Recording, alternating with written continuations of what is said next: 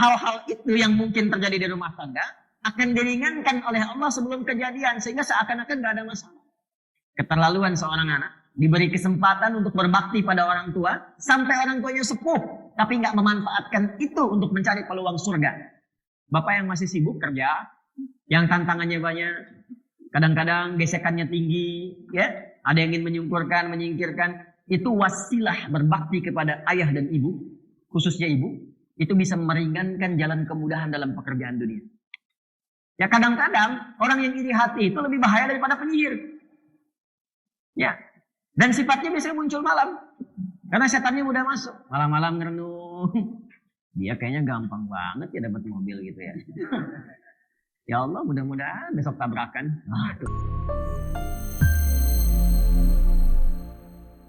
Bismillahirrahmanirrahim. Yang sudah mendapatkan kopian dari materi kita di tahun yang lalu, kita masih berlanjut di halaman ke-16. Kita terakhir membahas tentang syafaat, ya, dari para nabi, kemudian para ulama dan para syuhada. Sekarang kita lanjutkan. Bismillahirrahmanirrahim. Wa ruwiya anna al-ulama'a yawmal qiyamati 'ala manabira bin nur. Dan diriwayatkan bahwa para ulama, jama' dari kata alim, dan diriwayatkan bahwa para ulama itu ahli ilmu. Izin ya, maaf saya ingatkan dulu. Ulama ini nanti punya 3 sifat. Disebut ulama yang benar, yang rabbani, punya 3 sifat. Yang pokok nanti diisyaratkan dalam Al-Quran. Pertama, sifat khasyah. Khasyah itu ketakutan yang dalam terhadap Allah, yang dibangun dari ketakwaan yang tinggi. Nanti ada di surat Fatir, surah 35. Dari ayat 7 sampai ayat 28. Innama yakhshallaha. Ingat bukan hu ya, ha. Innama yakhshallaha. Maf'ulun bihi diawalkan. Min ibadihil ulama'u. Kalau ada orang yang punya sifat khasyah yang tinggi kepada Allah, itu diantaranya adalah kalangan ulama. Nah, khasyah ini dilahirkannya dari takwa. Nah, contoh Quran surah 4 An-Nisa ayat 9. Wal yakhshal ladzina law taraku min khalfihim dzurriyyatan dhi'afa khafu 'alaihim falyattaqullah wal yaqulu qawlan sadida. Hendaklah punya sifat khasyah para orang tua itu, khawatir yang tinggi jika mereka meninggal, wafat, dan meninggalkan anak lemah. Lemah dalam 3 hal. Lemah iman, lemah ilmu, lemah harta. Hendaklah dipersiapkan sebagai ketakwaan kepada Allah. Nah, khasyah ini bagian dari takwa. Apa wujudnya nanti? Takwa itu dan turunannya disebutkan 240 kali dalam Al-Quran. Nanti dibagi-bagi. Ada bab rumah tangga, ada bagian dari takwa. Surah At-Talaq itu nanti surat 65 itu tentang rumah tangga. Di dalamnya ada takwa. Ya. Jadi kalau takwa semakin ditingkatkan, masalah rumah tangga semakin dimudahkan. Ayat 2 nanti sampai ayat 3-nya itu, di ujung ayat kedua. Wa may yattaqillaha yaj'al lahu makhraja wa yarzuqhu min haitsu la yahtasib. Itu awalnya masalah rumah tangga. Siapa yang enggak punya masalah di rumah tangga? Ini kelihatannya senyum-senyum, cool-cool, ya. Karena bacanya ayat-ayat surat-surat cool tadi waktu tahajud, ya. Belum tentu enggak punya masalah, mungkin saat kesini ya ada yang cemberutan sama istrinya. Ya, ada yang belum sapa-sapaan sama anak, ya mungkin terjadi. Nah, hal-hal itu yang mungkin terjadi di rumah tangga akan diringankan oleh Allah sebelum kejadian, sehingga seakan-akan gak ada masalah. Wasilahnya apa? Takwa. Takwa itu wasilah dari semua persoalan. Jadi kalau sedang punya masalah, atau tak ada persoalan pun, tingkatkan takwa, nanti apa yang akan kita alami dari ujian kehidupan diringankan oleh Allah, sehingga seakan-akan tak ada masalah. Yang besar dikecilkan sehingga hatinya lapang menerima apapun. Ya, itu wasilah takwa nanti untuk tawassul. Takwa itu tawassul paling tinggi yang disebutkan di Quran. Surah kelima Al-Maidah ayat 35. Ya ayyuhalladzina amanu taqullaha wabtaghu ilaihil wasilah. Hai orang-orang beriman, tingkatkan takwamu kepada Allah dan carilah wasilah untuk menyelesaikan persoalan atau mencapai harapanmu dengan takwa itu. Nah, nanti babnya banyak. Nah, di antara bab yang terkait dengan ulama ini, sifat khasyahnya didapatkan dari takwa. Takwanya bentuknya ibadah. Takwa pertama yang disebutkan di Quran. Quran surah kedua Al-Baqarah. Di ayat kedua sampai dengan ayat kelima itu. Dzalikal kitabu la raiba fihi hudal lil muttaqin. Siapa muttaqin di sana? Alladzina yu'minuna bil ghaibi wa yuqimunas shalah wa mimma razaqnahum yunfiqun. Walladzina yu'minuna bima unzila ilaika wa ma unzila min qablik wa bil akhirati hum yuqinun. Baru ulaika ala hudam min rabbihim wa ulaika humul muflihun. Maaf sekali. Di situ dikatakan terus meningkatkan iman. Bukan amanu tapi yu'minun. Yu'minun itu terus. Pakai ya. Kalau ada alif, hamzah, nun, ya, tak disingkat anita.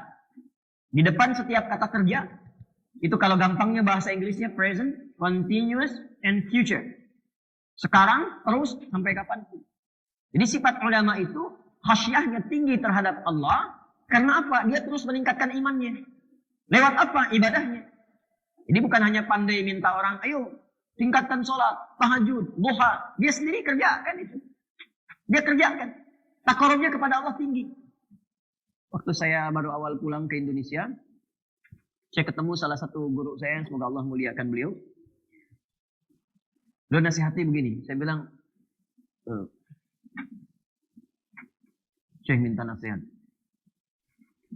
Kita biasa kalau murid adabnya begitu ke guru. Bukan minta foto. Enggak apa-apa. Ada babnya itu ya. Tapi babnya yang paling ujung gitu. Saya minta nasihat. Beliau jawabannya apa? Nah, nanti kamu akan banyak mengajar. Itu baru saya datang awal. Nanti kamu akan banyak mengajar. Siang kamu mengajar. Malam kamu bangun. Ibadah, lalu mohon kepada Allah dan bayangkan semampu kamu bisa lakukan kurang lebih. Bayangkan wajah-wajah yang saat mengajar itu kamu tatap. Nanti mohon kepada Allah memberkahi mereka, merahmati mereka, dan menanamkan apa yang kau sampaikan ke dalam hati mereka supaya itu mudah untuk dibawa dan diamalkan dalam kehidupan. Nah, jadi begitu. Wasiatnya pagi siang mengajar, malam bangun sehingga ada konsistensi. Karena kalau nggak begitu, susah terjaganya Pak. Nanti dikasih dunia, pindah fatwa. Ya, ditawari mobil bagus, hilang orientasi. Ya kan? Ini yang nanti yang akan bergeser, ini yang terjaga. Khasyah itu menjaga nilai-nilai ketakwaan. Itu satu ciri ulama khasyah. Sehingga fatwanya konsisten. Perilakunya bisa ditiru. Dan ketika mengajar pun jangan sampai nanti muridnya belum mengajar sudah komen. Yang repot nih, belum mengajar sudah komen. Apa Ustadz itu? Pajak tahajud dianya tidur, Pak. Ya. Baik, ini khasyah satu. Yang kedua, sifat ulama yang kedua di Quran senang mutalaah, konsisten mengaji. Konsisten mengaji, riset. Ya, baca lagi kitab ya. Karena nanti di Quran itu ada unik sekali sifat ulama itu. Ada ahlul kitab yang senang ngaji, ada ahlul proposal. Ya, yang senang nyari proyek. Ada nanti. Itu disindir oleh Allah supaya tidak mengikuti ya pemuka agama sebelum eranya Nabi Muhammad SAW. Ya, yang seringkali melakukan apa? Melakukan manipulasi. Kadang menulis sesuatu yang tidak benar hanya untuk tujuan mencari keuntungan duniawi. Kadang memalsukan ayat atau memotong-motong ayat. Jangan sampai terjadi.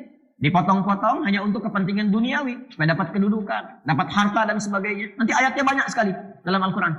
Ya, dimulai nanti dengan Al-Baqarah itu. Ya, dimulai dengan Al-Baqarah. Terus sampai akan ditemukan ayat-ayat yang mengingatkan kita. Jangan sampai nanti ditemukan orang-orang. Ya, sekarang sudah ketemu tuh. Ya, potong ayat untuk menguatkan semua agama sama, menuju pada Tuhan yang sama, cuman caranya beda-beda, dipotong Al-Baqarah ayat 62. Ujungnya nggak dimasukin, depannya aja. Innal ladzina amanu wal ladzina hadu wan nasara was-sabiina. Man amana bilahnya nggak dibaca. Langsung ke ujung aja. Ini dalilnya. Nah, itu. Jadi ketidakpahaman dia menjadikan kita dipaksa untuk mengikuti kebodohannya. Itu yang harus kita koreksi, ya. Nah itu diantaranya. Jadi senang mengkaji lagi, senang mengkaji lagi, senang mengkaji lagi. Kemudian yang ketiga, ya, bisa ingatkan yang pertama, konsisten khasyah dengan ibadah. Yang kedua senang mutala'ah, ngaji. Yang ketiga akhlak. Dan ini yang diutamakan oleh Nabi sallallahu alaihi wasallam sampai beliau menyampaikan, maaf sekali, qala Rasulullah sallallahu alaihi wasallam, innama bu'ithtu liutammima salihal akhlaq atau makarimal akhlaq. Sungguh di antara tugasku yang paling pokok, aku diutus untuk menyempurnakan kesempurnaan akhlak. Dan pujian Allah kepada beliau yang paling pokok, wa innaka la'ala khuluqin 'azim.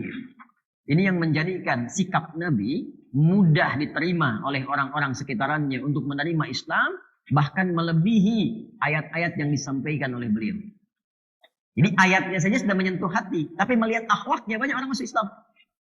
Ya, kebanyakan yang awal masuk Islam itu kan karena percaya dengan akhlaknya Nabi.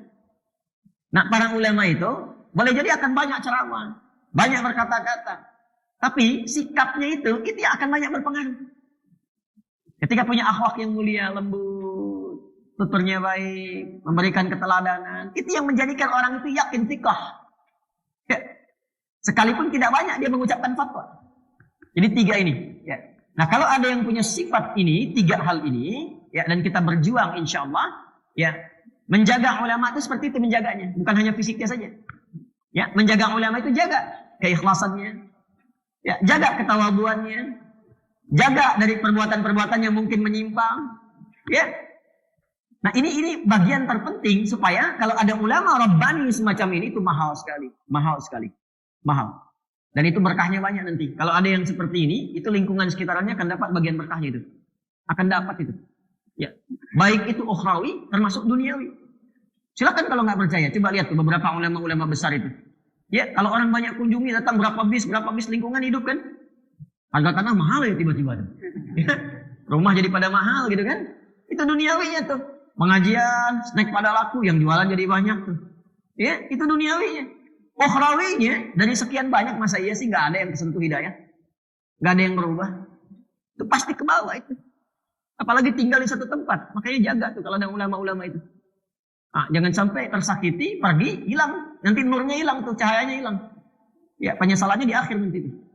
Ya, makanya nanti setiap kalau ada ulama mengisi di Al-Azhar tadi disebutkan berapa banyak kajian itu. Ya, datangi. Ya, datangi, dengar, pahami, sesuai, amalkan, alhamdulillah. Ya, belum cocok nanti misalnya referensikan.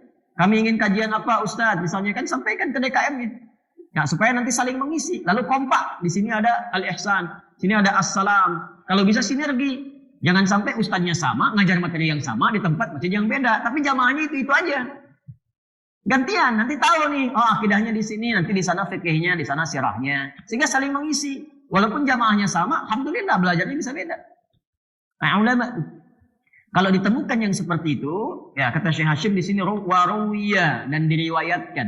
Ya, tapi tidak dirinci di sini karena biasanya kalau nggak dirinci, biasanya bil makna. Ya rata-rata biasanya gini, kalau ada kata ruwiya nggak disebutkan dari mana dan siapa. Biasanya bil makna, hadisnya diriwayatkan lewat makna. Atau bukan hadis, tapi pemaknaan atau kepanjangan dari makna hadis. Nanti kita akan gali. Wa ruwiya annal ulama yaumal qiyamati ala manabira min nurin, dan diriwayatkan bahwa para ulama-ulama yang tadi sifatnya demikian Rabbani di hari kiamat itu ditempatkan di tempat yang tinggi. Manabir di sini bukan mimbar ini ya. Bukan mimbar khutbah. Ya, manabir itu jamak dari mimbar, tapi bukan mimbar khutbah. Maksudnya tempat tinggi yang nampak dari sekitaran. Makanya kenapa disebut mimbar? Supaya khatibnya kelihatan oleh orang-orang yang menyimak. Karena itu di beberapa tempat ditinggikan seperti ini. Supaya kelihatan. Ya, jadi asal mimbar itu sebetulnya tempat yang agak tinggi. Supaya dengan tinggi itu terlihat oleh orang sekitaran. Karena itu khutbahnya berdiri. Supaya kelihatan. Makmumnya duduk. Jelas ya? Nah, kalau kurang tampak, biasanya di era-era perkembangan masa Islam itu dinaikkan. Di zaman Nabi dinaikkan 3 tangga. Nabi itu mimbarnya naik 3 tangga levelnya. 1, 2, 3 naik. Ada riwayat di Al-Hakim, di Al-Mustadrak. Al-Hakim Naisaburi. Pernah ketika akan naik pijakan 1, 2, 3 malaikat turun. Ya, raghima'an furajulin. Liman dzukirta indahu falam yusalli alaik. Kotor sekali hidung seseorang itu. Maksudnya ini kata kiasan. Tercela di hadapan Allah. Orang yang disebutkan nama Muhammad SAW tapi tidak bersolawat kepadamu. Lihat. Ya, kata Nabi, amin. Lihat itu. Naik lagi, tahapan kedua, raghima'an furajulin. Liman adraka Ramadhana falam yughfar lahu. Ya, terhina seseorang yang diberikan kesempatan dapat Ramadan tapi tak memanfaatkan momen itu untuk mendapatkan ampunan Allah Subhanahu wa taala. Dikasih sehari nggak minta ampun, kasih 2 hari nggak minta ampun, sebulan nggak istighfar juga, keterlaluan nih katanya. Ada orang meninggal sebelum Ramadan, biasanya sebelum Ramadan tuh ada aja 1-2 ulama meninggal tuh. Coba aja lihat nanti itu sesuai dengan ajalnya tentunya. Tapi biasanya seringkali saya lihat setiap tahun ada begitu. Untuk memberikan kesan kuat kepada kita, boleh jadi ini orang sudah sesuai ajalnya, bekalnya sudah banyak, dosanya terampuni, banyak istighfarnya, sudah Ramadan cukup, ini pun sudah cukup untuk pulang. Mungkin ada hidayat, kamu masih butuh Ramadan tuh, sesuai ajal, dapat lagi. 3. Raghima'an furajulin aw bu'dan liman adraka abawaihi al-kibar falam yudkhilal jannah. Keterlaluan seorang anak diberi kesempatan untuk berbakti pada orang tua sampai orang tuanya sepuh, tapi nggak memanfaatkan itu untuk mencari peluang surga dan memasukkan keduanya ke surga. Jadi kalau ada orang mendapatkan orang tuanya sampai sepuh, itu berpikirnya secara hadis, psikologinya, kata hadis, itu kesempatan mengumpulkan amalan tinggi, mendapat surga. Karena itu tingkatnya itu tingkat tertinggi setelah bakti kepada Allah. Wa qadha rabbuka alla ta'budu illa iyyahu wa bil walidaini ihsana. Surah 17 ayat 23 itu. Di setelah ibadah kepada Allah, yang tertinggi itu apa? Birrul walidain. Jadi kalau ada orang tua masih bersama kita, semakin sepuh, jangan dilihat sepuhnya, dilihat peluang surganya di situ. Makanya Ibnu Abbas ketika diminta fatwa oleh seorang yang banyak berbuat maksiat, ya, apa yang harus saya lakukan? Maksiat saya banyak, birrul walidain. Kata Ibnu Abbas, saya tidak melihat bagi kamu sekarang yang paling besar peluangnya mendapat ampunan Allah kecuali birrul walidain. Dan birrul walidain itu apa ya? Bapak yang masih sibuk kerja, yang tantangannya banyak, kadang-kadang gesekannya tinggi, ya, ada yang ingin menyingkirkan, itu wasilah berbakti kepada ayah dan ibu, khususnya ibu, itu bisa meringankan jalan kemudahan dalam pekerjaan dunia. Termasuk melepaskan, ya, dari kungkungan musibah yang mungkin menggelincirkan. Seperti ada 3 orang yang pernah jalan-jalan kena hujan besar, viral di Sahih Al-Bukhari, tiba-tiba masuk ke gua, ada batu besar menggelinding nutup, ya. Itu wasilahnya dengan amal soleh. Salah satunya karena baktinya kepada ibunya. Ya, karena baktinya pada ibunya. Nah, nanti di hari kiamat, para ulama ini yang sering mengajar di mimbar-mimbar masjid, mimbar musalla dan sebagainya, Allah tempatkan di mimbar lagi di akhirat. Tapi mimbarnya bukan yang begini, bukan ceramah lagi. Nggak ada ceramah lagi. Ada kerjaan ceramah di surga. Nggak ada ceramah lagi. Mimbar yang dimaksud tempat yang tinggi. Tempat yang tinggi. Jadi maksudnya apa? Kedudukannya tinggi di hadapan Allah. Ditinggikan. Nah karena itu di Quran ilmu nyatu dengan iman angkat derajat. Bukan cuma dunia. Dunia alam kubur akhirat. Itu yang dimaksudkan Quran surah 58 tuh, ayat 11. Ya ayyuhalladzina amanu idza qila lakum tafassahu fil majalisi. Majalis. Siapa yang punya majalis itu? Ulama. Majalis itu jamak dari kata majlis. Yang punya majlis itu ulama. Makanya para ulama kumpulnya di majlis. Majlis ulama Indonesia. Majlis itu apa? Dari kata jalasa. Jalasa itu pindah tempat dari yang rendah ke tinggi. Kalau pindah tempat dari tinggi ke rendah namanya qa'ada. Duduk rendah dari tinggi qa'ada. Tapi duduk tinggi dari rendah ke tinggi itu jalasa. Tempatnya majlis. Jadi kalau Anda ngaji, cari ulama yang bisa ngangkat derajat Anda lebih tinggi dari sebelumnya. Apa yang diangkat itu? 2. 1 iman, 2 ilmu. Yarfa'illahu alladhina amanu minkum walladhina utul ilma darajat. Jadi kalau nanti mau ngaji, cari ulama-ulama yang mampu mengangkat iman kita. Lebih dekat dengan Allah. Kalau ngaji pengen nambah sholat, nambah sunnah maksudnya. Ya. Puasanya pengen ke sunnah nambah, senang Quran, senang sirah, makin cinta dengan Rasulullah, banyak salawatan. Iman naik. Saat bersamaan tambah ilmu, wawasan nambah. Tahu kalau kunut dalilnya ini, kalau tidak kunut dalilnya ini. Kalau bismillah jahar ini, kalau silent ini, kalau nggak baca ini. Sehingga lebih bijak. Dan memudahkan dia.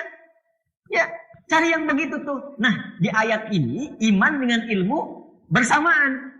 Dan disebutkan diangkat derajat. Yang diangkat derajat itu bukan cuma di dunia. Di akhirat yang beriman karena imannya. Dan yang berilmu karena ilmunya untuk bertakwa kepada Allah. Ditempatkan di tempat yang tinggi. Yang ilmu ala manabira min nur. Ya, ditempatkan di mimbar-mimbar tempat tinggi. Yang terbuat dari cahaya tempatnya. Nah, sedangkan yang beriman ini semakna dengan ini. Nanti ini yang ada di kitab-kitab hadis. Dicatat dulu. Saya sudah cek ya, insya Allah. Sudah cek. Kalau saya mau ngaji, saya cek dulu ini. Ya, tahrij hadisnya dicek dulu. Saya cek dulu. Di At-Tirmidzi, nomor hadis 2360. 2360. Rawinya, kalau mungkin nanti ada perbedaan nomor, lihat di rawinya. Rawinya, sahabat Mu'adz bin Jabal radhiyallahu ta'ala anhu. Mu'adz bin Jabal radhiyallahu ta'ala anhu. Kan Anda akan bertanya begini, Ustaz, kalau saya bukan ulama, bisa nggak dapat ini gitu kan? Ya kan? Atau dapat percikan ya? Kan konsepnya di Quran kalau bukan ilmu, iman kan? Ya, jadi kalau nggak dapat keilmunya, dapetin imannya. Kalau iman kan terbuka semua. Insya Allah Ustaz, nama saya sudah Iman. Muhammad Iman. Baik, ya baca hadisnya. Ini hadis qudsi. Langsung saja ke ujungnya. Haddatsana qala Rasulullah sallallahu alaihi wasallam qala Allah azza wa jalla. Qala Allah azza wa jalla. Hadisnya qudsi. Al-mutahabbuna fi 'izzati ala manabira min nurin yawmal qiyamati yaghbituhum an-nabiyyuna wasyuhada'u. Rawahu Tirmidzi. Al-mutahabbuna fi 'izzati. Orang-orang yang saling mencintai. Orang-orang yang saling mencintai. Untuk meningkatkan iman mereka kepadaku dengan menaatiku. Jadi ada orang yang di dunianya itu saling mencintai karena Allah. Saling mencintai karena Allah. Ada yang lingkar mahram dekat. Seperti suami istri saling mencintai karena Allah. Ibu bapak menyayangi anak tuh cintanya karena Allah. Anak menyayangi orang tuanya cintanya karena Allah. Ada yang di luar lingkar mahram. Berteman dengan tetangga mencintai karena Allah. Punya sahabat saling mencintai karena Allah. Ya. Nanti di hari kiamat oleh Allah diberikan perlakuan istimewa. Pertama saat hisab. Saat hisab. Ini di hadis Muslim. Sab'atun yudhilluhumullahu fi dhillin yauma la dhilla illa dhilluh. 7 golongan yang akan diberikan naungan saat hisab sehingga tidak lelah menjalani hisab. Banyak orang sudah lelah, sudah capek, sudah pengen dihisab. Yang penting hisab lah, nggak peduli mau kemana gitu. Karena lelahnya luar biasa. Minta syafaat sana sini. Ini hadis syafaat yang pernah saya sampaikan pertemuan lalu itu. Tapi ada golongan 7 nyantai aja, nyantai. Ya, di antara mereka rajulani tahabba fillah ijtama'a alaihi waftaraqa alaihi. Ada 2 orang yang saling menyayangi karena Allah. Ya, 2 aja udah dapat itu, apalagi banyak. Itu caranya. Ya, cara memahami demikian. Dia bertemu pun karena Allah, berpisah pun karena Allah. Lillah. Nah, itu saat hisab. Nanti saat dihisab itu langsung Allah panggil itu. Allah tahu, menunjukkan kepada kita kasihnya maksudnya. Itu supaya nggak capek, dipanggil dengan Allahu Akbar. Kalau Anda dalam pertemuan disebut namanya oleh presiden, rasanya bagaimana? Bangga. Disebut oleh pemimpin dunia yang paling Anda kagumi. Ini disebut namanya langsung oleh Allah. Ainal mutahabbani fi 'izzati. Al-yawma adhilluhum. Yauma la dhilla illa dhilli. Di hadis Muslim begitu. Mana itu yang saling mencintai karena izzahku itu. Untuk menaatiku. Meningkatkan imannya kepadaku. Hari ini gak ada perlindungan. Gak ada naungan. Kecuali orang-orang yang aku siapkan pernaungan untuknya. Ainal mutahabbani fi 'izzati. Nah nanti langsung diambil itu. Ada di antara mereka. Bahkan melewati proses hisab dengan ringan sekali. Langsung ditempatkan di mana? Oh itu hadisnya, kalau ngaji hadisnya gemeter Pak. Bu. Yaminil arsy. Di kanan arsy-Nya Allah Subhanahu wa taala. Ditempatkan di mimbar-mimbar yang bercahaya. Sampai yaghluquhumun nabiyyuna wasyuhada. Ya, sampai para nabi pun yang punya derajat tinggi tentunya, para syuhada tinggi, menginginkan cahaya itu juga. Ada ghibah. Awas, ada hasad, itu beda. Kalau hasad itu, maaf, itu sifat iri yang menginginkan nikmat pada orang lain itu hilang. Gitu. Kalau menginginkannya sampai dengan rencana jahat, pengen sekali hilang, itu hikd namanya. Hikdun. Jadi di bahasa Arab itu kalau di ilmu aswad, semakin tebal hurufnya, semakin dahsyat perilakunya. Ya. Hasad aja udah bahaya. Kita diminta berlindung kepada Allah dari perbuatan hasad. Wa min syarri hasidin idza hasad. Ya, hasad itu hati-hati. Makanya dimintanya malam. Ya. Orang-orang yang penyihir aktivitasnya malam. Ya kadang-kadang orang yang iri hati itu lebih bahaya daripada penyihir. Ya. Dan sifatnya biasanya muncul malam. Karena setannya mudah masuk. Malam-malam ngerenung. Dia kayaknya gampang banget ya dapat mobil gitu ya. Ya Allah, mudah-mudahan besok tabrakan. Aduh. Mudah-mudahan hilang. Kalau cuma minta hilang, itu hasad. Tapi kalau sudah, kecelakaan lu besok. Ya, itu hikd namanya. Hikd, pengen hilang. Tapi kalau kita merasakan ada nikmat pada orang lain, kita pengen itu, dan kita berharap dia pun tetap mendapatkannya, bahkan terus mendapatkan kemuliaan itu ghibah namanya. Ghibah. Yang dimintakan oleh Nabi, kita harus ghibah. La hasada illa fitnataini. Kalaupun disebut hasad kata Nabi, nggak boleh hasad kecuali pada dua golongan. Maksudnya ghibah di sini. Ghibah. Siapa?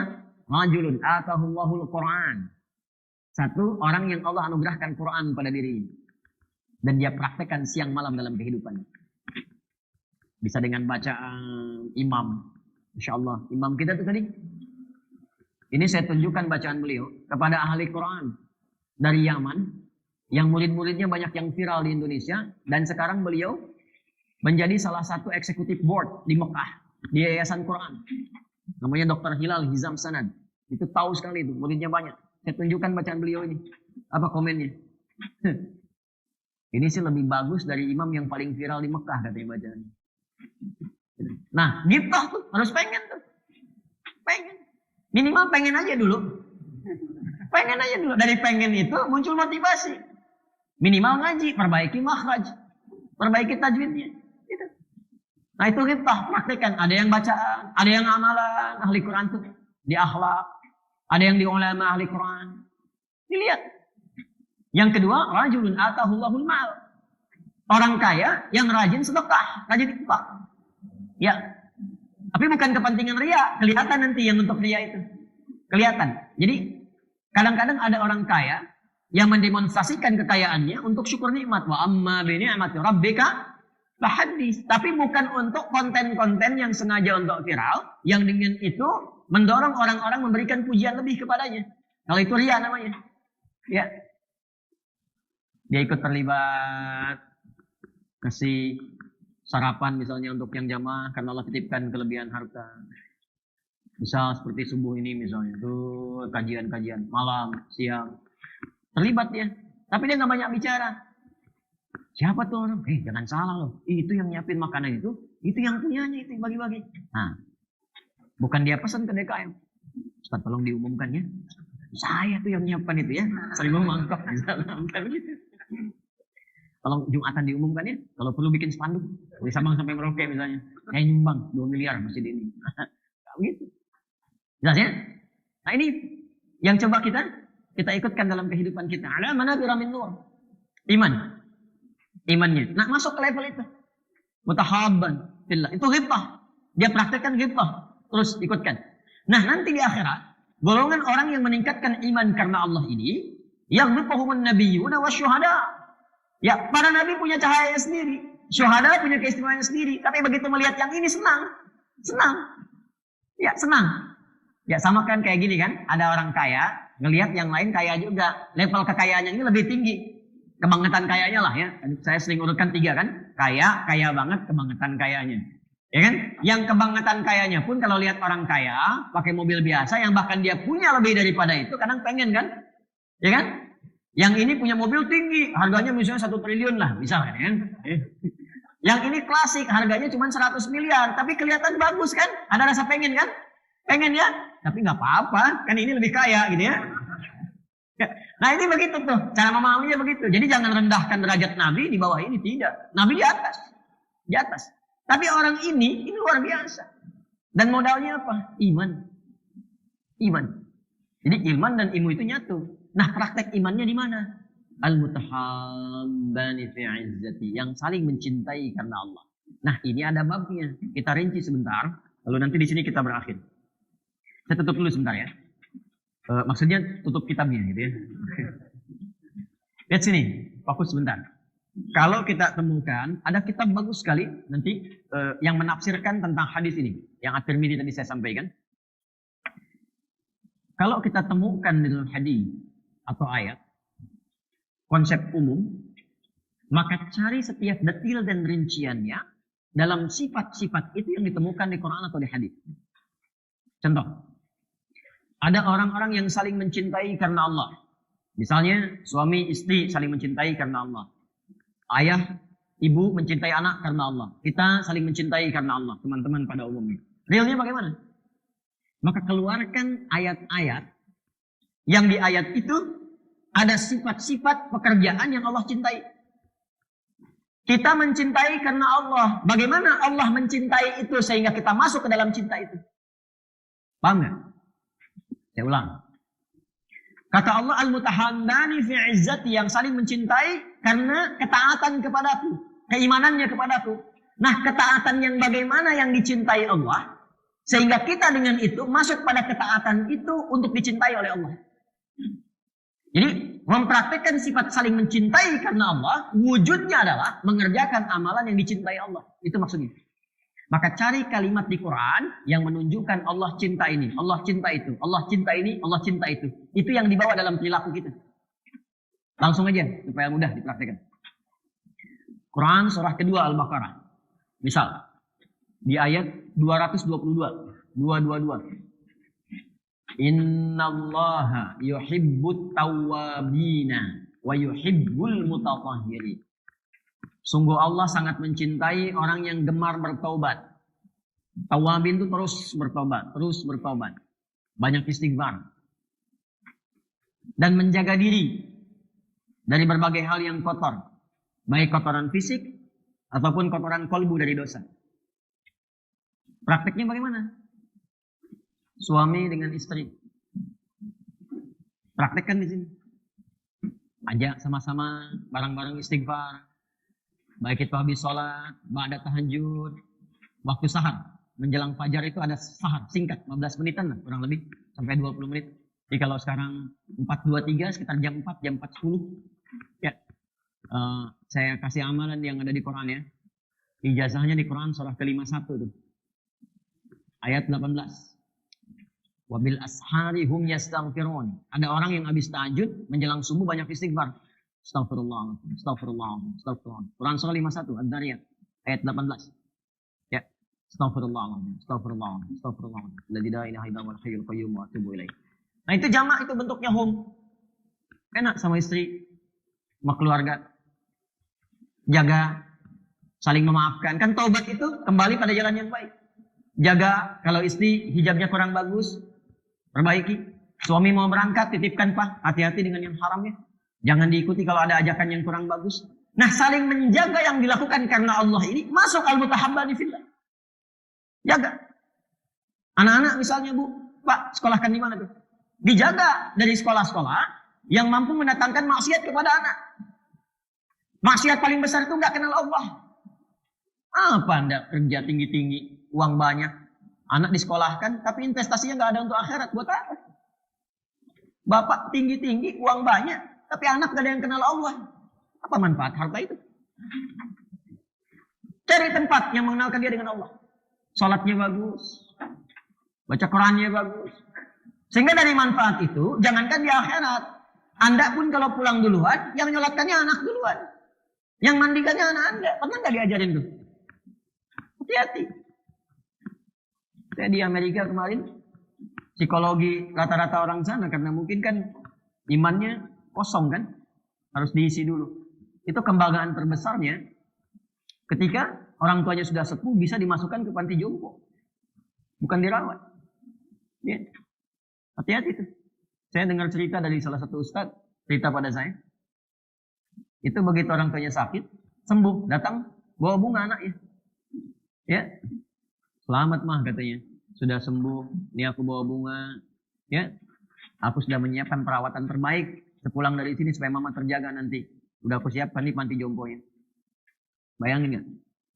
Anda yang mengandung, Anda yang melahirkan, merawat-rawat, Anda yang cari harta sampai tumbuh dewasa, tiba-tiba setelah Anda merasakan sepuh, yang seharusnya ada perawat yang paling dekat dengan Anda, tiba-tiba Anda ditempatkan di tempat lain yang bahkan jauh dari anak yang pernah Anda kandung. Apa investasi apa itu seperti itu? Apa yang Anda dapatkan dari situ? Rubah cara berpikirnya. Supaya ada maslahat yang didapatkan dari situ. Kembali kepada kita dan mulia saat di akhirat. Itu poin yang pertama. Al-mutahabbani fillah. Cari tawabin, istighfar. Nah nanti manfaat istighfar menjelang subuh itu, nanti pahalanya itu bisa serupa dengan orang yang rajin sedekah. Diberikan kesabaran, kekuatan. Itu ada di Quran surah ketiga Ali Imran. Di ayat 17 itu. As-sabirina was-sadiqina wal-qanitina wal-munfiqina wal-mustaghfirina bil ashar. As-sabirina was-sadiqina wal-qanitina wal-munfiqina wal-mustaghfirina bil ashar. Sama dengan orang infak, sama dengan orang sabar, sama dengan orang yang khusyuk salatnya. Ya? Itu pahalanya tuh. Apalagi misalnya wallahu yuhibbul muhsinin. Allah senang orang-orang yang ihsan. Apa itu ihsan? An ta'budallaha ka'annaka tarahu fa in lam takun tarahu fa innahu yarak. Menjadikan kegiatanmu sebagai ibadah. Makan merasa diawasi oleh Allah. Ya, bekerja di tempat yang mendekatkan diri kepada Allah, saling menjaga karena Allah. Anda berteman bersahabat, dipraktekkan ihsan ini. Akhi, ayo siap-siap 5 menit lagi kita sholat. Akhi, hati-hati ya. Kayaknya ini tawaran-tawarannya nggak bagus nih, jangan sampai terjebak pada yang seperti itu. Ya. Itu jaga saling begitu. Itu mutahabbani fillah, itu tempatnya tinggi. Gak ngajar di masjid tuh, gak ngajar di majelis ilmu. Dia saling mencintai, menjaga diri itu. Di akhiratnya dipanggil oleh Allah. Bahkan nanti di hadis syafaat itu salah satunya, ketika salah satu masuk duluan ke surga, dia minta, ya Allah, saya nggak lihat si fulan kawanku. Itu syafaat yang salah satu yang Allah berikan. Karena saling cintanya, karena izzahnya Allah, Hadisnya qudsi. Apalagi, ya, wallahu yuhibbul mutawakkilin. Allah senang orang tawakal. Tawakal itu orang yang beraktivitas, mementingkan ikhtiar dan menyerahkan hasil pada Allah. Yang penting saya sudah ikhtiar, terserah Allah hasilnya bagaimana. Jadi orang yang seperti itu nggak capek Pak. Kerja berikhtiar, sholatnya dijaga, lakukan karena Allah. Terserah Allah mau kasih rezeki berapa. Itu nggak capek hidupnya tuh. Dan itu secara psikologi menghilangkan kekecewaan. Udah kita yang ikut tender, nggak siap-siap, diambil orang. Hei, belum tentu di situ mungkin ada hal yang kurang bagus untukmu. Allah akan alihkan ke tempat lain dengan proyek yang lebih baik. Itulah tawakal. Apa lagi? Wallahu yuhibbus sabirin. Allah senang orang sabar. Apa lagi? Innallaha yuhibbul muqsitin. Wallahu yuhibbul muttaqin. Banyak tuh. Jadi saling menjaga dengan keluarga, dengan teman, dengan kerabat, meningkatkan takwa, meningkatkan sabar, meningkatkan ihsan. Itu kalau bisa dilakukan di hari kiamatnya, dipanggil, ditempatkan di mimbar tertinggi, dibuat dari cahaya. Terakhir, saya tutup sebaliknya. Cari juga amal-amalan untuk dijauhi yang tidak Allah cintai. Jadi kalau yang tadi yuhib, yang ini la yuhib. Wallahu la yuhibbul zalimin. Allah enggak senang orang zalim. Zalim itu menempatkan sesuatu bukan pada tempatnya. Harta alih-alih disyukuri untuk foya-foya. Jangan mengajak teman atau terbawa pada suasana untuk seperti itu. Ada teman yang seperti itu, ajak pada kebaikan. Ya, ria, pamer. Lagi, innallaha la yuhibbu man kana khawanan athima. Allah enggak suka orang yang berkhianat dan saat yang bersamaan juga memperbanyak dosa. Jadi kalau diajak ke perbuatan dosa, jangan ikut Pak. Bapak sudah mulai naik promosi, jabatan, kantornya naik, olahraganya sudah beda. Yang mungkin di olahraga itu ada maksiatnya, golfnya bagus. Tapi perempuan yang mengiringinya nggak bagus untuk dilihat. Hati-hati. Ya, Nah, itu dijaga. Jadi yuhib dimasukkan, la yuhib dimasukkan, tempatkan konsisten sampai dengan meninggal. Itu pahalanya tinggi.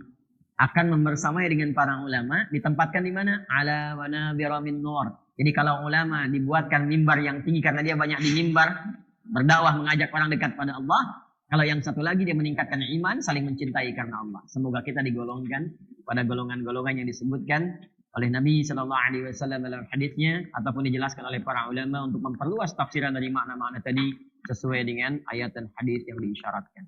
Saya kira satu riwayat ini saja yang kita pelajari di kesempatan subuh kali ini. Insya Allah di pertemuan yang selanjutnya kita akan coba lanjutkan dengan hadis yang lain lagi, ya. Dan hadis ini sudah saya temukan takhrijnya yang berikutnya ini. Saya baca dulu, nanti saya bacakan sebelum saya akhiri. Saya nanti titipkan ini untuk dikopikan, ya, Ustaz ya, izinnya nanti dikopikan. Di sini disebutkan ونقل القاضي حسين في أول تعليقاته أنه روي عن النبي صلى الله عليه وسلم. Nah, kalau dari Nabi disebutkan Nabi, ya, أنه قال من أحب العلم والعلماء لم تكتب عليه خطيئاته أيام حياته. Ya, dan dinukilkan dan Qadhi Husain, siapa Qadhi Husain ini? Nah, ini fi ta'liqati fi awal ta'liqati dalam kitabnya ta'liqat. Ini kitab ta'liqat ini sudah saya kopikan di depannya. Ya. Siapa nama beliau, kitabnya apa? Nah, ini nanti syarah mukhtasarnya Muzani, ya, yang di fikih Imam Syafi'i. Jadi ini kitab ta'liqatnya. Kemudian lafaz yang disebutkan di sini ada di halaman 79 sudah saya keluarkan dengan takhrijnya di bawah. Jadi nanti kita ngajinya setiap ada hadis, kualitasnya apa, maknanya apa, ya, dan sebagainya. Nanti pahamnya insya Allah sampai menyeluruh sehingga tahu referensinya dari mana, diambil dari mana, dan nanti untuk menambah wawasan kita. Ini langsung saya ambil dari kitabnya, karena kitabnya asli masih pakai bahasa Arab tuh, ya. Nah, jadi ada sebulan Anda bisa baca ini, ya. Nanti ketemu saya lagi, insya Allah kita baca sama-sama, ya. Jadi ini kitabnya sudah saya sampaikan, jadi nanti membersamai kopian yang ada di Anda. Jadi setiap baca hadis tahu dari mana hadis ini, di tempat mana, ada enggak, apakah makna atau lafad. Kalau lafad di mana, status hadisnya apa, maknanya bagaimana. Kalau dhaif, kenapa ada di kitabnya disebutkan, apa kaitan dengan kaidah ilmu hadisnya sehingga paham. Jangan sembarangan bilang hadis yang dhaif tuh, hadis yang palsu tuh, ya kan? Jangan diambil kitabnya, musibah itu.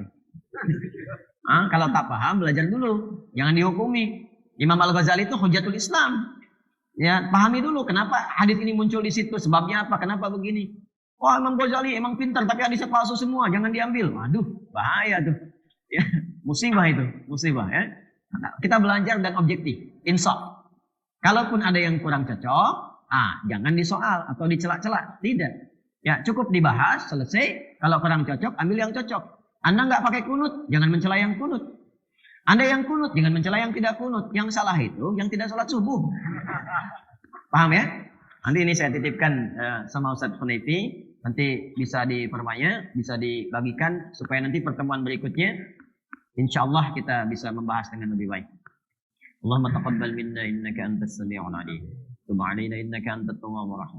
Allahumma nahmaduka tamamal hamdi kama 'allamtana an nahmada wa tamamal syukri kama 'allamtana an nashkura. Antal muqaddim wa antal muakhir bi yadikal khair innaka 'ala kulli syai'in qadir. Allahumma salli wa sallim 'ala habibikal karim wa rasulikal mustafa al-amin sayyidina Muhammadin wa 'ala alihi wa sahbihi ajma'in.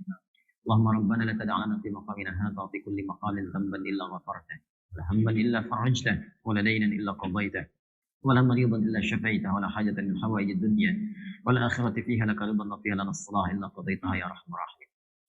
اللهم اجعلنا ممن متحبين في عزتك يا ارحم الراحمين warzuqna ya Allah nuran ya Allah bi jiwari arsyika ya arhamar rahimin. Ya Allah, jadikan kami termasuk orang-orang yang saling mencintai karena izzah-Mu ya arhamar rahimin.